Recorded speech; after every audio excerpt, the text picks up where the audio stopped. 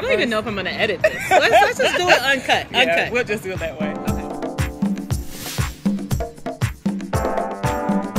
Hey YouTube. So I was coming to Phoenix for New Year's. Actually, my husband and I were talking about what we wanted to do for New Year's, and we said we wanted to go somewhere slightly warmer than Wisconsin, and started thinking of ideas and decided that we were going to come to Phoenix. And when I decided that I was going to come to Phoenix, of course, I started thinking of YouTubers that I know in the area, and Serena immediately was in my mind. And so I sent her an email like, hey, can we meet up? And of course, it kind of feels like a blind date a little bit, right? Yeah. You meet somebody for the first time, you're like, I don't know what they're going to be like in person. I only watch their videos. I know, right? Yeah. All that good stuff. And so I said, let's get together and maybe we just chat a little bit about locks on camera and just talk about it. Yeah. You started filming when you had loose hair still. Yeah. Okay. I actually started when I was transitioning, and then I recorded my big chop. My husband kind of cleaned up my hair a few days later, so he's in one of my videos, and I've just been recording ever since. What did he say when you big chopped? Well, at first he was like, "Are you gonna keep your hair short?" It's not like my trying to hate on the short hair a little bit. My hair was not the longest anyway, but he asked me was I gonna keep it short, and I was like, well.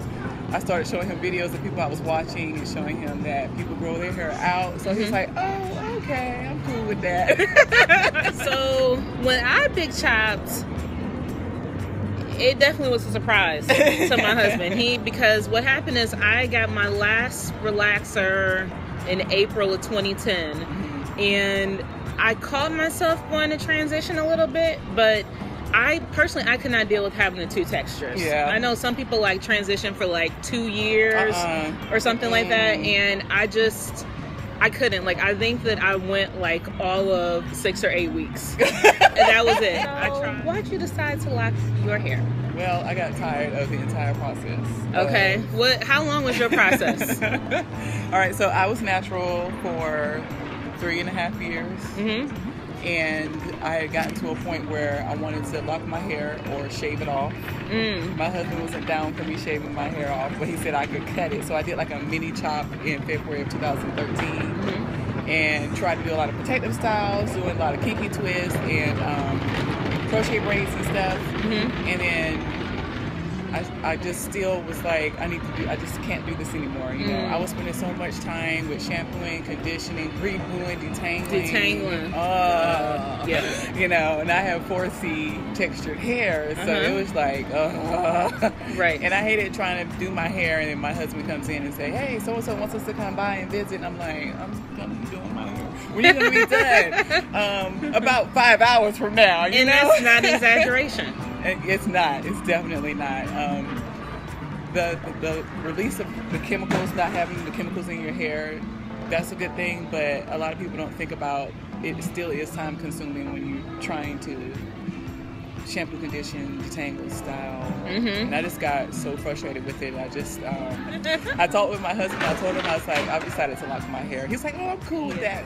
Transitioning into locks, it's the same thing. I think a lot of us have the same story where it's just like, I'm tired of detangling. I'm tired of combing out all the time. I'm tired of, you know, just the whole process. You love being natural, but it's just so time consuming. And so, but equally, we love a hot twist out. We love the big hair. We love all that. So it's kind of like, it's a double-edged sword. Yeah, going back and forth. So for me, I was at the point where either I was going to have to cut it or I was going to go ahead and lock it. But one of my good friends told me that I've been talking about considering locks for over 10 years. Oh, really? So if you could start your locks over again, what would you do differently?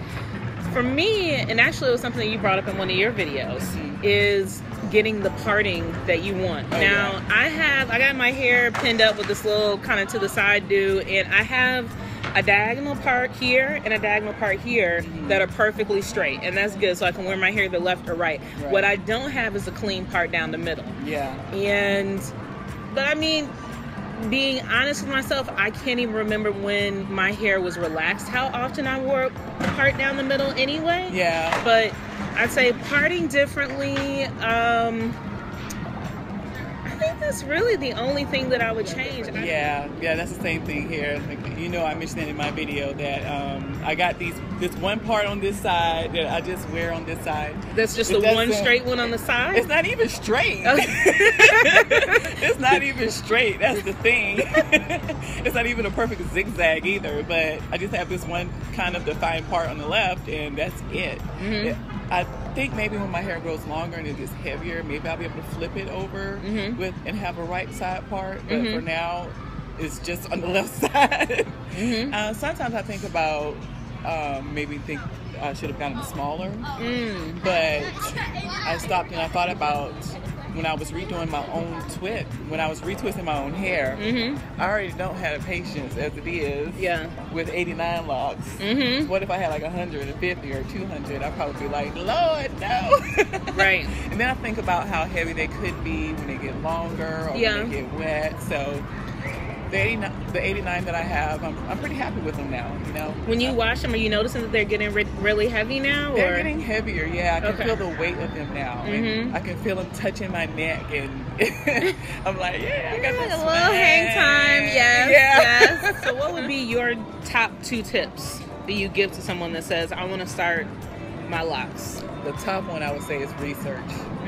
Watch a lot of videos on YouTube. Even read some books about dreadlocks, and the perfect book is the one called The Naughty Truth, Comprehensive Guide to Creating Locks on a Dime. I kind of compare it to having that book, The Science of Black Hair. Did you read The Science of Black Hair too? I do, and I have that book. On you? No, I don't have it with me, but I have it. You came super prepared for this video. No. But I compare it to that, The Science of Black Hair, because it's very comprehensive, and you can start locks with twists, you can start them with coils, you can interlock, you can freeform, and all kinds of stuff. So I figured that is like the best book.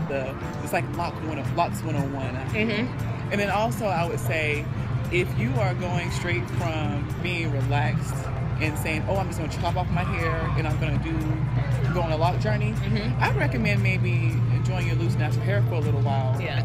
I say one thing that was very helpful for me is watching people that have extended journeys on YouTube, you know, and it seems like most people that vlog regularly on YouTube about their locks will do monthly updates for like the first year or so, or maybe even to the first year and a half.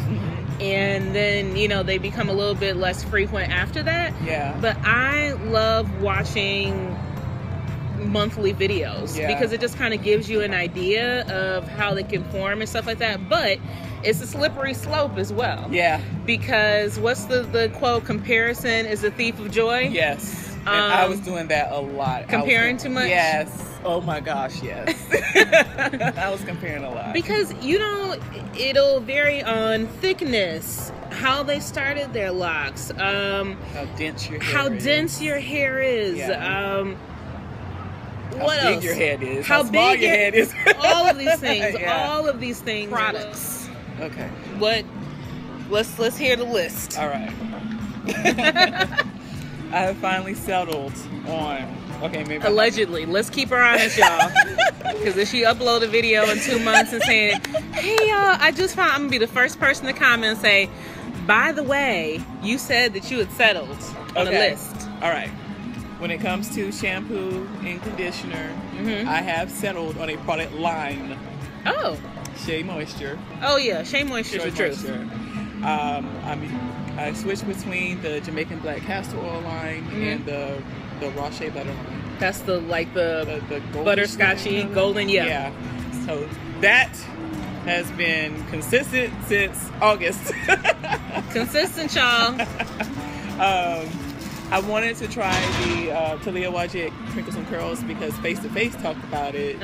But when I went to buy it, I'm sure you saw my video, comparing prices, and I saw the Cream of Nature Argan Oil. I decided to try that instead, so that's what I used for this.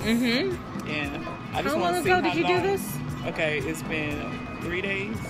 And the crinkles are still holding up. Yeah. I use, let's see, for my shampoo, I like Trader Joe's Tea Tree Tingle. If I really want something that's going to do a cleansing, clarifying, but won't strip the hair. Yeah. I also like Shea Moisture's Raw Shea Butter, the golden kind of line. That shampoo is really moisturizing. And then for retwist, I don't do it that often, but when I do, my loctician has her own twist butter that it's kind of like, it's not a gel, it's like a jelly kind of consistency. And so I bought a little tub of that from her, and I'll use it if I have to like redo a perimeter or something like that. For styling, I like it. I don't know whose it is, but there's an olive oil wrapping and setting lotion. I have some of that. It's like has a green cap on top. Yeah, I think ORS has one, but there's also Proclaim. Proclaim's the one I have. I do have that one too. Yeah. I've had it for a long time. This one and the little curls that I do have left over, I did a sponge roller set for Christmas. And I still got, some texture and some body. It's not all the way straight, but the curls have held up. Well, it's so good meeting you. It was very nice meeting you. And getting a chance to chit chat with someone else on YouTube. And maybe this is encouragement to you if you are traveling and you're going to be in a city where one of your favorite YouTubers that you're following is. Send them a note. Maybe they might want to meet up and just chit chat about all things hair. Yeah. Have a good evening, everyone. Bye. Bye-bye.